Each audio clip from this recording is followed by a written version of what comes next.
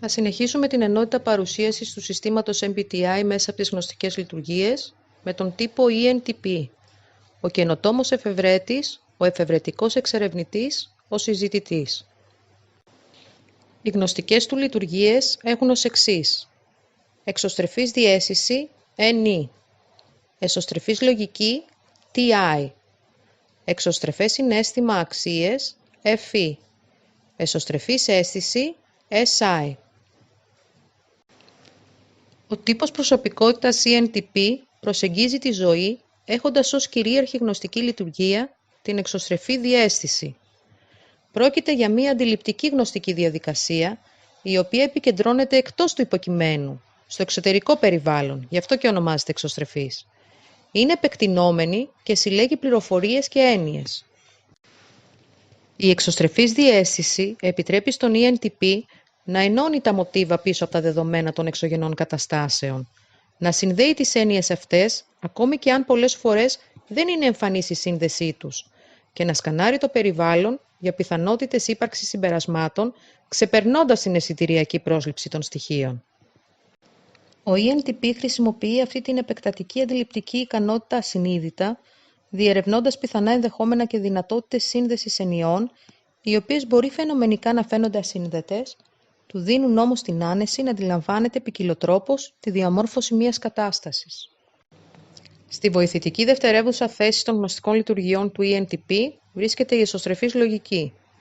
Η εσωστρεφής κατεύθυνση της λειτουργίας αυτής είναι ο βασικός πυρήνας της ταυτότητάς του, μιας και αποτελεί τον τρόπο με τον οποίο κρίνει πρωταρχικά τις καταστάσεις και τα δεδομένα. Η βασική διαδικασία χρήσης της εσωστρεφούς λογικής επιτρέπει στον ENTP να χτίζει πάνω στο λογικό συμπέρασμα με μια αλληλουχία συνδέσεων. Χρησιμοποιώντας την εξωστρεφή διαίσθηση, συλλέγει πληροφορίες, οι οποίες μετά περνούν στο εργοστάσιο της εσωστρεφούς λογικής για επεξεργασία, προς ένα συμπέρασμα που βγάζει προσωπικό νόημα για τον ίδιο τον ENTP. Η ανάγκη βαθιάς κατανόησης ενός συστήματος, είτε αυτό είναι project, είτε είναι θεωρία, είτε είναι διαπροσωπική σχέση, κάνει τον ENTP να αναπτύσσει πολύπλοκα συστήματα και μοντέλα επεξήγησης, διατηρώντας όμως την εσωτερική δομή επιβεβαίωσης των λογικών αυτών συμπερασμάτων. Πολλές φορές τον βρίσκουμε να δημιουργεί νέες και καινοτόμες θεωρίες ή να επιλύει δύσκολα προβλήματα, έχοντας προπολού φτάσει σε συγκεκριμένη αληθινή γνώση, την οποία και προσαρμόζει στις καταστάσεις. Το εξωστρεφές συναίσθημα στην τριτογενή θέση είναι η δεύτερη κριτική γνωστική λειτουργία με την οποία ο ENTP κρίνει τις καταστάσεις.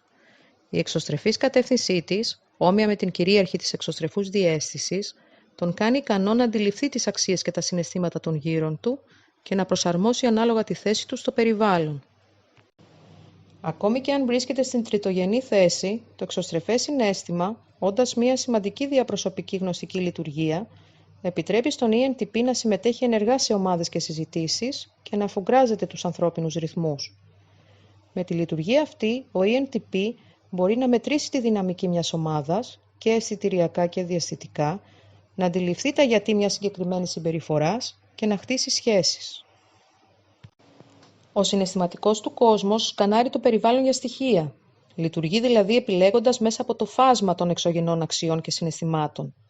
Αν και δεν αποτελεί τον τρόπο με τον οποίο κρίνει πρωταρχικά τον κόσμο γύρω του, ένας ώριμος ENTP μπορεί να γίνει πολύ εύκολα διαμεσολαβητής επίλυσης προβλημάτων σχέσεων και να θεωρηθεί από τους τύπους με τη μεγαλύτερη δυνατότητα ενσυναίσθησης, όσο και αν αυτό φαίνεται οξύμορο για τύπο που κρίνει με τη λογική και όχι με το συναίσθημα.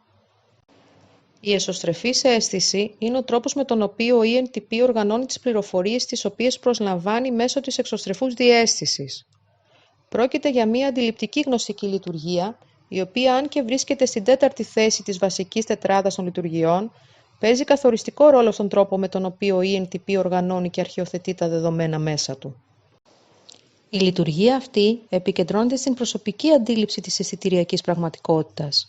Αν και η κυρίαρχη γνωστική λειτουργία της εξωστρεφούς διαίσθησης έχει επεκτατική μορφή, η εσωστρεφής αίσθηση οργανώνει την πραγματικότητα λαμβάνοντας προσωπικά καρέ των δεδομένων και ενώνοντάς τα σε πιθανόν ήδη υπάρχοντα τμήματα εμπειριών. Εκεί στιβάζονται στοιχεία και λεπτομέρειες που η ENTP θεωρεί σημαντικά, δημιουργώντας έτσι την προσωπική του βιβλιοθήκη, από την οποία αντλεί δεδομένα όταν η περίσταση το απαιτεί. Η προσωπική αυτή κατανομή των γεγονότων Είναι η άγκυρα με την οποία ο ώριμος ENTP αγκυροβολεί στο λιμάνι. Εκεί μπορεί να πραγματοποιήσει τις καινοτόμες ιδέες του με τρόπο απτό και δομημένο. Πρέπει τέλος να σημειωθεί ότι η εσωστρεφής αίσθηση μπορεί να δράσει πολύ βοηθητικά στην εξέλιξη του τύπου αυτού, γιατί με όσο πιο πολλές εμπειρίες γεμίζει τη βιβλιοθήκη του, τόσο πιο αληθή μπορούν να βγουν τα συμπεράσματα τόσο της διαισθητικής όσο και της λογικής του διαδικασίας.